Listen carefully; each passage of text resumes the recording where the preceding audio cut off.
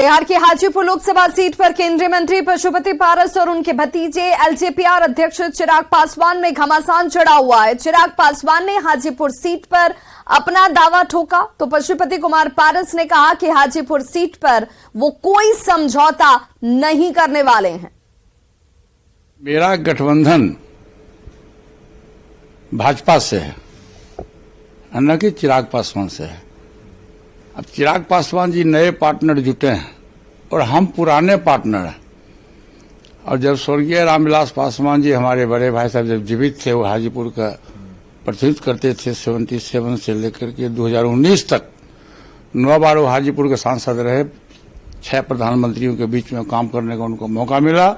जब वो राज्यसभा के सदस्य चुने गए तो उन्होंने मुझको बुला के कहा कि पारस, हाजीपुर की सीट खाली है, तुम चुनाव लड़ो। मैंने कहा कि भैया हम तो बिहार की राजनीति में हैं, आप चिराग पासवान को लड़ा दीजिए, परिवार में और किसी लोगों को लड़ा दीजिए। उन्होंने कहा कि नहीं, वो जमुई का सांसद है, जमुई से रहेगा और जितना अधिकार और जितना विश्वास मुझको तुम पर है उतना दूसरे पर नहीं है।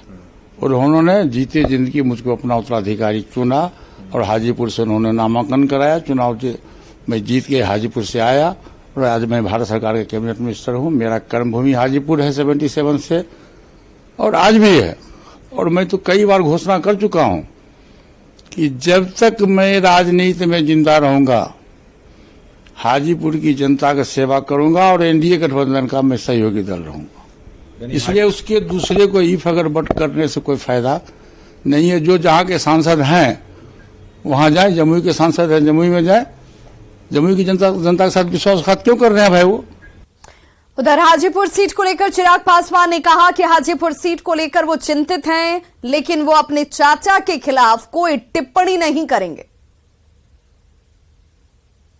यस, हाजीपुर की सीट मेरे लिए एक कंसर्न रहा है और इसको प्रमुखता से हम लोगों ने गठबंधन के भीतर इस पे चर्चा हम लोगों ने की है।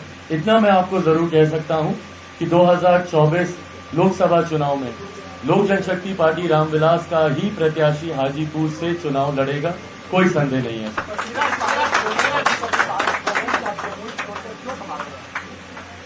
भाई वो जितने भी आरोप मुझ पे लगाएं वो मुझसे बड़े हैं। वो माने नहीं माने, मेरे वो चाचा थे, हैं, रहेंगे। इस रिश्ते को कोई नहीं बदल सकता। मेरे पिता के जाने के बाद मैंने उनमें ही पिता की छवि को देखा है और वो सम्मान उनके प्रति मेरा आज भी है। इसीलिए आज तक 2 साल बीत गए भाई, मैंने कभी भी अपने चाचा जी पर, अपने भाई पर कभी कोई टिप्पणी मैंने नहीं की, ना ही मैं करूंगा। वो उम्र में मुझसे बड़े हैं, मुझे जो कहना चाहें, डांटना चाहें, जो भी करना चाहें, वो मुझसे बड़े हैं, वो कर सकते हैं। मैंने उनकी किसी बात पर ना मैंने कभी टिप्पणी की, ना मैं करूंगा। बट हाँ, कभी कभी दुख अफसोस मुझे जरूर होता है जब वो इस तरीके की बातें मेरे बारे में कहते हैं। जनता से जो रिएक्शन आता है, या आप ही के, आप अपने पोर्टल पे ही नीचे कमेंट्स पढ़ लीजिए।